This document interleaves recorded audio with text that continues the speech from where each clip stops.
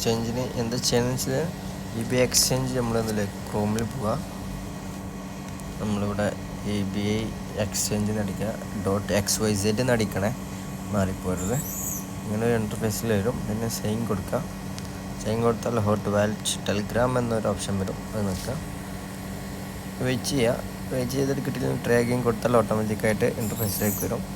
ടെലിഗ്രാമിൻ്റെ hot wallet എന്നൊരു ഓപ്ഷനിലേക്കാണ് എത്തുക. ഇത് ഓട്ടോമാറ്റിക്കലായിട്ട് പോവും.